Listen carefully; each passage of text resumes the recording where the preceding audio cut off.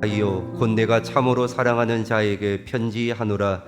사랑하는 자여 내 영혼이 잘됨같이 내가 범사에 잘되고 강건하기를 내가 강구하노라. 형제들이 와서 내게 있는 진리를 적은하되 내가 진리 안에서 행한다 하니 내가 심히 기뻐하노라. 내가 내 자녀들이 진리 안에서 행한다 함을 듣는 것보다 더 기쁜 일이 없도다. 사랑하는 자여 내가 무엇이든지 형제 곧 나그된 자들에게 행하는 것은 신실한 일이니 그들이 교회 앞에서 너의 사랑을 정언하였느니라. 내가 하나님께 합당하게 그들을 전송하면 좋으리로다. 이는 그들이 주의 이름을 위하여 나가서 이방인에게 아무것도 받지 아니함이라. 그러므로 우리가 이 같은 자들을 영접하는 것이 마땅하니 이는 우리로 진리를 위하여 함께 일하는 자가 되게 하려 함이라. 아멘. 할렐루야. 예배의 자리에 나오신 여러분 사랑하고 축복합니다. 진리와 사랑으로 사는 삶이라는 제목으로 함께 은혜를 나누어 보고자 합니다. 여러분, 요한 3서는 사도 요한이 가이오에게 보낸 개인 편지입니다. 몇 장으로 구성되어져 있습니까? 단 한 장입니다. 이렇게 개인적이고 짧은 편지를 왜 초대교회 공동체는 공의회에서는 왜 정경으로 채택하였을까요? 거기에는 이유가 있습니다. 짧은 편지지만 교회와 성도에게 주는 아주 중요한 메시지가 그 안에 들어가 있습니다. 또한 하나님의 의도, 하나님의 뜻이 그 안에 담겨져 있었던 것입니다. 이 시간 먼저 말씀의 배경과 가이오에 대하여 먼저 살펴보도록 하겠습니다. 여러분, 가이오는 고린도 출신이었습니다. 그리고 바울에게 세례를 받았고 이 이후에 바울과 함께 바울의 동역자가 되었던 것입니다. 이름의 뜻은 기뻐하다, 나는 기쁘다라는 뜻입니다. 그는 고린도에 살던 신실한 그리스도인이었으며 당시 그의 집이 성도들로 모이는 귀한 장소로 내어드렸던 것입니다. 즉 가이오의 집에 수많은 믿음의 사람들이 오갔던 것이죠. 그리고 순회 전도자들이 가이오의 집에 들러서 하루를 묵었던 일들도 굉장히 많았던 것입니다. 그리고 그들이 올 때마다 그들을 지극정성으로 접대하고 대접하였던 것입니다. 가이오는 초기 교회가 주로 가정교회 형태로 모였던 배경 속에서 섬김과 환대의 본보기가 되었던 것이죠. 그렇기에 가이오는 자신의 집과 재산을 아낌없이 사용하며 복음 사역자들을 지원하였습니다. 그리고 단지 신앙을 고백하는 데에서 그치지 않고 어떻게 했는가 하면 그의 삶 전체에서 진리 안에서 행하는 모습을 드러냈던 것이지요. 이것은 신앙은 입으로 고백하는 것이 아니라 삶의 열매로 나타나야 한다라는 것을 교훈하고 있습니다. 오늘 이 말씀은 오늘 우리에게 주시는 하나님의 말씀이기도 합니다. 여러분, 우리가 하나님의 말씀을 듣고 입으로만 고백하는 것이 아니라 입으로도 고백되어지지만 고백되어진 대로 우리의 삶 가운데 살아내실 수 있는 삶의 열매가 있는 신앙의 삶을 살아가실 수 있기를 원합니다. 그렇기에 오늘 요한은 가이오가 진리와 사랑 가운데 행한다라는 사실을 듣고 어떻게 했는가 하면 칭찬하고 기뻐하였던 것이지요. 이 시간 우리는 요한과 가이오를 통하여 진리와 사랑으로 사는 삶의 모습이 어떤 것인지 살펴보도록 하겠습니다. 첫 번째 말씀입니다. 사랑하는 자를 위한 강구의 모습입니다. 여러분, 요한은 가이오를 참으로 사랑하였습니다. 1절 말씀을 같이 한번 읽어보도록 하겠습니다. 읽겠습니다. 장로인 사랑하는 가이오 곧 내가 참으로 사랑하는 자에게 편지하노라. 아멘. 편지 서두에 장로인 나는 사랑하는 가이오 곧 내가 어떻게 합니까? 참으로 사랑하는 자에게 편지한다. 이처럼 믿음의 형제들이 서로에 대한 사랑을 말과 행동으로 표현하는 것은 너무나 귀한 일입니다. 여러분 가정 안에, 교회 안에 꼭 필요한 모습입니다. 여러분 말 안 해도 알겠지라고 생각하는 사람 많습니다. 여러분 천만의 말씀입니다. 표현해야 합니다. 저도 경상도 아빠인데 노력 많이 합니다. 우리 딸 세대에게 어떻게든지 노력 많이 하고 표현해야 된다라는 것을 많이 생각합니다. 그럼에도 잘 되지 않습니다. 근데 이것도 사실 무엇일까요? 훈련입니다. 훈련. 그리고 내 안에 마음이 그렇게 되어져 있어야 되는 것이죠. 그런데 여러분, 이런 고백 표현이 기회가 늘 있는 것만은 아닙니다. 늘 기다려주는 것도 아닙니다. 나중에 하지 하면서 지나가 버리면 그 기회를 어떻게 합니까? 놓쳐버리고 맙니다. 그리고 어떻게 합니까? 후회합니다. 참으로 이런 사람 많이 보았습니다. 이 시간 한 집사님의 간증을 한번 소개하고자 합니다. 서울에서 사역할 때의 한 집사님의 이야기입니다. 이 집사님과 성경 공부를 같이 하였습니다. 그리고 하나님과의 관계에 대한 챕터를 우리가 나누게 되었습니다. 하나님과의 관계 가운데 하나님에 대한 이미지를 우리가 각자 한번 이야기해 보자고 했습니다. 어떤 분들은 하나님에 대한 이미지가 너무나 친근했고 너무나 친구 같았습니다. 그런데 어떤 몇몇 분들은 하나님에 대한 이미지를 무엇이라 말하는가 하면 무섭다. 내가 잘못하면 하나님은 벌 주시는 하나님이다라는 이미지와 표현을 이야기하는 것입니다. 그러면서 이 집사님이 자기 아버지에 대하여 이렇게 합니다. 여러분, 하나님에 대한 이미지가 어떻게 보면 육신의 부모님에 대한 이미지와 오버랩 될 때에 많은 이런 일들이 합니다. 특별히 엄마보다는 누구입니까? 아버지의 모습이 하나님과의 이미지와 오버랩 될 때에 하나님은 참 무서운 하나님이다. 내가 잘못하면 하나님은 벌 주시는 하나님이다라는 잘못된 생각이 우리 안에 들어오게 되는 것입니다. 그래서 이 집사님도 아버님에 대한 이미지가 참 좋지 않았습니다. 아버님이 어떻게 했는가 하면 술과 도박 그리고 폭력적이었습니다. 그리고 돈도 제대로 벌지 못하였습니다. 그러면서 매번 가정을 구박하였고 자기 자녀들조차도 구박하였던 것이지요. 그러다가 모든 가정은 엄마가 이끌어 갔지 않겠습니까? 그런데 어머님이 먼저 돌아가셨던 것입니다. 아버지와의 관계가 회복이 안 되는 겁니다. 클 딸이지만 그래도 어떻게든지 해봐야 되겠다, 복음을 전해보아야 되겠다라는 그런 마음이 너무나 안에 많이 들었습니다. 그러다가 교회에 성경 공부를 하면서 숙제도 내주고 어버이 주일 되면 표현해라, 아빠께 사랑한다라고 말해라, 계속적으로 말하였지만 이 집사님이 어떤 마음이 들었는가 하면 다음에 때가 있겠지 나중에 하다 보니까 그 기회를 놓쳐버리고 말았던 것입니다. 그리고 성경 공부하던 날 갑자기 이 집사님이 전화를 받고 나가게 되었는데 아버님이 뇌출혈이 일어나셔서 병원에 중환자에 입원을 하게 되었고 내사 상태에 빠지게 되었습니다. 그리고 난 이후에 이 집사님이 성경부에 들어오셔서 저보고 그러는 겁니다. 목사님 그때 숙제 내줄 때 할 걸 그랬어요. 너무 젖었던 것 같아요. 너무 안타까워요. 너무 후회가 돼요 라고 말하는 그 집사님에게 제가 이런 말을 했습니다. 집사님, 참 신기한 건요, 하나님의 몸의 기관 가운데에 귀가 마지막까지 열려 있대요. 집사님 포기하지 마시고, 비록 못 알아들으시는 것 같지만은 오늘 저녁에 귀에다가 대고 이야기해 보세요. 그러면 될 거예요 라고 말했습니다.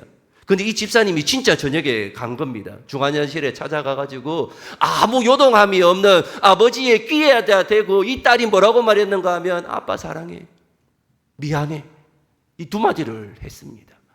이 두 마디 하기까지가 수십 년이 걸렸던 것입니다. 그런데 너무 신기한 것은요, 이렇게 말을 하고 난 다음에 눈을 뜨면서 아버지를 보았는데 아버지의 눈에 눈물이 주르륵 흐르는 것입니다. 내 기도를, 내 말을 들었구나 라고 이 집사님이 위안을 얻게 되었습니다. 참 신기한 건 아버지가 그것을 꼭 그렇게 듣고 싶었던 것 같아요. 그리고 아버지도 그 한마디 하고 싶었던 것 같아요. 고마워 라고 했어야 되는 것 같은데 말은 못 하시니까. 그러면서 이 집사님이 오셔가지고 이야기를 해주시는 겁니다. 여러분, 때가 있습니다. 마냥 기다려주지 않습니다. 표현은 바로 하셔야 합니다. 후회하시면 안 됩니다. 부부 관계든 부모 관계든 자식과의 관계든 마찬가지입니다. 오늘 나에게 감동을 주신다라면 오늘 하셔야 됩니다, 여러분. 전화다 대고 하셔야 합니다. 부모님들이 자녀에게 고맙다란 말 잘 못하시지 않습니까? 전화 대고 한번 해보십시오. 우리 자녀들이 너무나 놀랄 겁니다, 여러분. 오늘 본문에 사도 요한은 더 구체적으로 가이오에 대한 사랑을 어떻게 표현하는가 하면 2절 말씀에 이렇게 표현을 하고 있습니다. 2절 말씀을 같이 한번 읽겠습니다. 사랑하는 자여, 내 영혼이 잘된 같이 내가 범사에 잘되고 강건하기를 내가 간구하노라. 아멘. 오늘 무엇이라 말합니까? 사랑하는 자여, 가이오야, 가이오야, 내 영혼이 잘된 같이 네가 범사에 잘되고 강건하기를 내가 매번 기도한다라는 표현이었던 것입니다. 여러분, 우리가 이 본문을 너무나 잘 알고 있지 않습니까? 여기에 세 가지의 큰 내용이 있습니다. 첫 번째가 내 영혼이 잘됨 같이입니다. 여러분, 예수님을 영적으로 받아들이고 영혼이 거듭나는 것입니다. 여러분, 잘됨의 시작이 무엇이냐? 예수님을 영적으로 받아들이는 것입니다. 이것이 잘됨의 시작임을 오늘 말하고 있는 것입니다. 두 번째는 범사가 잘되고입니다. 우리의 모든 일이 하나님의 통치 아래에 있어야 합니다. 그럴 때에 모든 일들이 순조롭게 진행되어짐을 발견하게 되는 것입니다. 세 번째는 강건하기를입니다. 여러분, 여기에서의 강건함은 영육의 강건함을 말하는 것입니다. 영적으로는 강하고 육신은 약하고, 그리고 육신은 강하고 영적으로는 약함이 아니라 우리 영육은 구분되는 것이 아니라 영육은 전인격적입니다. 그래서 영육의 강건함이 우리에게 반드시 필요하다라는 것이지요. 여러분, 이것은 사랑하는 가이오를 위한 요한의 간구와 기도였던 것입니다. 이처럼 다른 사람을 위하여 간구하는 것, 기도하는 것, 이건 너무나 귀한 것입니다. 이것이야말로 여러분, 다른 성도들을 사랑하는 가장 좋은 방법 중에 하나인 것입니다, 여러분. 우리 옆에 분에게 한번 얼굴을 보시면서 집사님 사랑해 한 번만, 하나님 안에서 사랑합니다 한 번만 해보십시오. 예. 말도 중요하지만 또 가장 큰 표현이 무엇이라고 했습니까? 기도라고 했습니다. 기도. 우리 옆에 분, 우리 권사님, 장로님, 집사님 늘 기도하십시오. 간구하십시오. 하나님, 우리 김 집사님의 영혼이 잘 되기를 소망합니다. 그의 앞길 가운데 하나님의 놀라운 영육의 강건함이 있게 하여 주시고 범사가 형통케 되어지는 은혜가 있게 해달라고 날마다 기도해 주실 수 있는 그런 은혜의 공동체가 되어질 수 있기를 원합니다. 우리에게도 주위 사람들을 위한 이런 간구의 모습이 날마다 이루어 가야 될 줄 믿습니다. 두 번째입니다. 가장 기뻐해야 하는 일을 이루어 갑니다. 여러분, 가이오에게 온 형제들은 요한에게 3절에 이렇게 고백을 하고 있습니다. 3절 말씀을 같이 읽겠습니다. 형제들이 와서 내게 있는 진리를 정언하되 내가 진리 안에서 행한다 하니 내가 심히 기뻐하노라. 아멘. 여러분, 가이오가 진리 안에서 행한다라는 소식을 듣게 됩니다. 전하여 듣게 되지요. 그리고 요한은 그 이야기를 듣게 되자 어떻게 합니까? 정말 기뻐하였던 것입니다. 사랑하는 성도님, 사실 목회자는 성도님들이 진리 안에서 행한다라는 소식을 듣는 것이 가장 기쁜 소식입니다. 그리고 좋은데 뭐 취직하고 사업이 번창하는 것도 좋지만 정말 목회자가 듣고 하나님이 듣고자 하는 마음은 무엇입니까?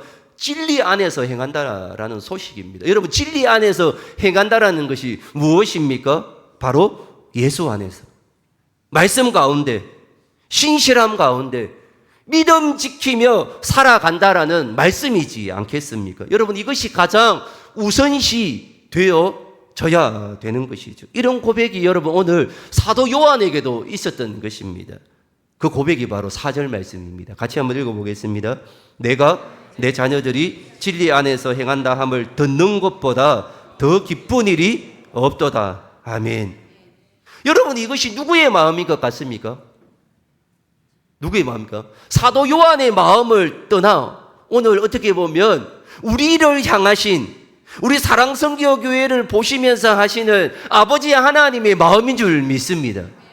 저는 오늘 하나님이 이렇게 고백했으면 좋겠습니다. 내가 사랑성교교회 성도님들을 보니 그들이 진리 안에서 행한다라는 이것보다 더한 기쁨이 나에게 없도다라는 고백이 있기를 원합니다. 그리고 이 고백이 더욱더 나아가서는 우리 사랑하는 우리의 가정이, 우리의 자녀가, 우리의 사업장이 이런 은혜, 이런 고백 가운데 나아가질 수 있기를 원합니다. 여러분, 성도들이 성공하고 돈을 많이 벌고 유명해졌다 할지라도 믿음에서 떠났다면 그것은 참으로 슬프고 비참한 소식입니다. 아무리 세상에서 성공했다 할지라도 여러분, 주님을 떠난 삶, 예수 없는 삶, 여러분, 이것만큼 불쌍한 영혼이 어디에 있겠습니까? 여러분, 절대로 세상의 성공, 세상 사람들의 그것을 보면서 부러워하거나 현혹되지 마실 수 있기를 바랍니다. 그럼 목회자는 성도의 영혼이 잘 되는 것을 가장 우선적으로 강구합니다. 그런데 여러분, 나아가서 이러한 마음은 목회자만의 마음이 아니라 우리 모두의 마음이 되어야 될 줄 믿습니다. 여러분, 우리가 자녀들을 바라볼 때마다 좋은 학교에 취직하고 직장하고 좋은 가정을 이루어 나가는 것도 좋지만 우리의 믿음의 자녀들이 신앙 안에서 온전히 성장하고 예배드리고 온전히 나아가는 이 모습을 바라보면서 내가 이것보다 더한 기쁨이 없다라는 고백으로 기도하며 나아가질 수 있기를 원합니다. 사실 여러분, 이런 기도가 쉽지 않지 않습니까, 여러분? 매번 볼 때마다 세상적인 성공, 세상적인 나음만 우리가 기도할 것이 아니라 온전히 이런 가장 우선시 되어야 할 기도가 우리 가운데 반드시 필요하다라는 것이지요. 사랑하는 성도님, 진리 안에서 행함을 기뻐하고 서로를 축복할 때 믿음의 공동체는 바로 설 수 있습니다. 이런 공동체가 우리 사랑성교교회가 되어질 수 있기를 원합니다. 마지막 세 번째입니다. 낙오된 형제를 영접하는 사랑의 모습입니다. 이 말은 다른 말로 하면 환대의 영성을 가진 사랑입니다. 여러분, 요한은 5절 말씀에 보면 가이오가 나그네된 형제들에게 신실하게 행한 것을 칭찬하고 있습니다. 여러분, 이스라엘 가운데에 구약의 가장 중요한 전통 중 하나가 나그네 환대법이었습니다. 여러분, 구약 시대에 나그네가 누구였습니까? 고아와 과부와 객이었습니다. 이런 나그네가 있으면 어떻게 하라고 했는가 하면 그냥 보내지 말고 어떻게 하라고 했습니까? 먹이고 재우고 입혀서 보내라는 이 나그네 환대법이 있었던 것이죠. 성경에 여러분 이런 내용들이 참 많이 있습니다. 그렇다면 여러분, 왜 나그네를 환대하라고 했을까요? 여기에는 영적인 의미가 있습니다. 그냥 불쌍하니까 도와주라 이것이 아닙니다. 여기 안에 있는 중요한 영적인 메시지는 두 가지가 있습니다. 첫 번째가 너희는 본래 나그네였음을 잊지 마라라는 말씀입니다.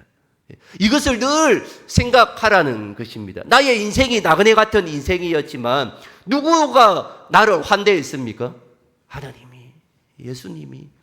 믿음의 공동체가 너를 환대했다. 이거 꼭 기억해라. 그래서 너도 그렇게 살아가라라는 명령이었던 것입니다. 그리고 두 번째는 우리가 사는 이 세상 자체가 나그네라고 말씀을 하고 있습니다. 사랑하는 성도님, 나그네는 누구입니까? 떠날 자입니다. 우리의 본향이 이곳이 아니라는 것입니다. 여러분, 이것을 꼭 명심하셔야 합니다. 많은 사람들이 착각합니다. 이 세상에서 천년만년 살 거라고 생각이 듭니다. 그런데 여러분, 이 세상에 사는 이 시간은 나그네 인생입니다. 우리는 가야 할 믿음의 본향이 있습니다. 저 천국을 소망하며 나아가야 합니다.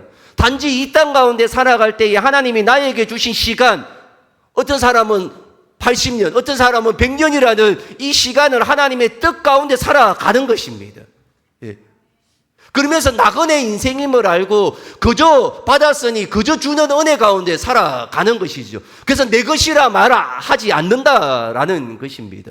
그러면서 날마다 그 본향을 소망하면서 나아가면서 하나님의 뜻을 펼쳐 나가는 것입니다.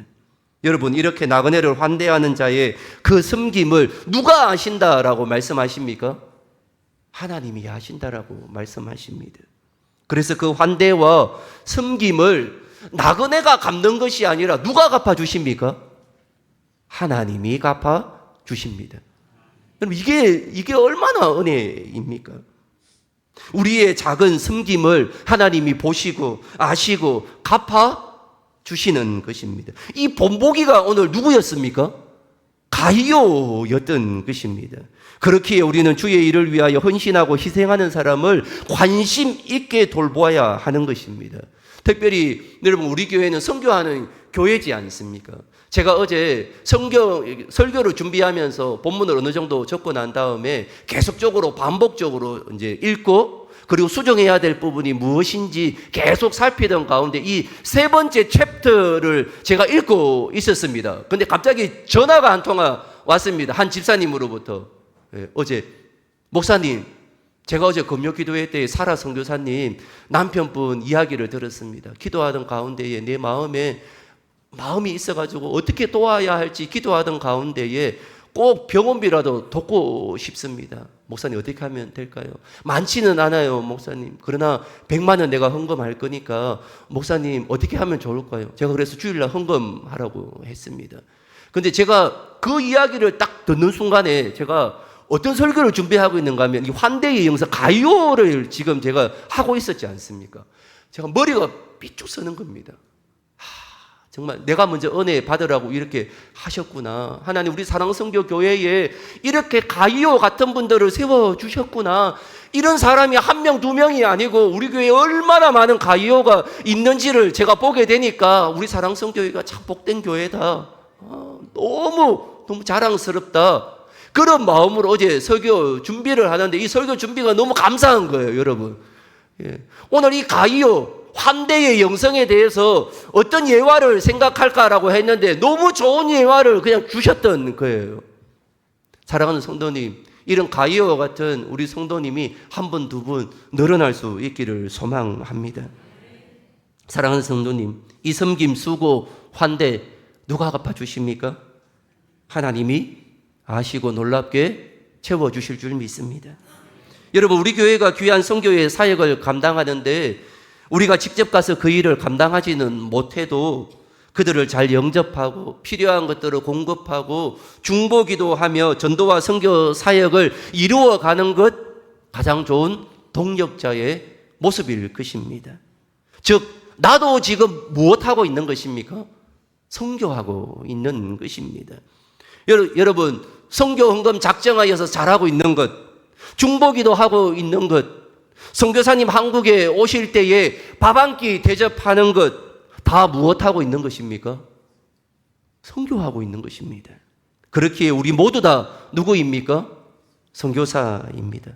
가든 보내든 선교사의 역할을 지금 우리가 감당하고 있는 것입니다. 어떤 영성으로? 환대의 영성으로 지금 하고 있는 것이죠. 여러분, 이 사실을 놓치면 안 되는 것입니다. 사랑하는 성도님, 가이오의 이야기는 오늘날 그리스도인들에게 중요한 교훈을 주고 있습니다. 진리 안에서 행하는 신앙, 복음을 위한 헌신과 섬김, 그리고 환대의 영성, 영혼의 번영과 삶의 균형을 이루어가는 것이 신앙의 본질임을 우리에게 보여주고 있습니다. 여러분, 사도 요한은 이러한 가이오를 향하여 이렇게 말합니다. 이런 일을 한 네가 참으로 신실한 일꾼이다. 정말 진리에 참여한 자이다라고 칭찬하고 있습니다. 사랑하는 성도님, 하나님께 우리 사랑선교 교회도 이러한 칭찬을 듣기를 원합니다. 사랑선교 교회를 통하여 우리 성도님을 향하여 이런 일을 한 네가 참 신실한 일꾼이다.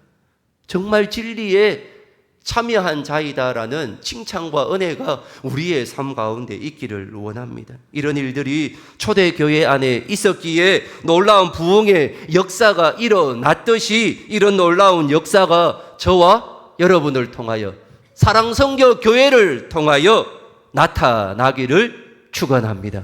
기도하겠습니다. 하나님 아버지 감사합니다. 입으로만 하는 것이 아니라 삶으로 열매를 맺는 신앙이 되어질 수 있도록 역사하여 주시옵소서.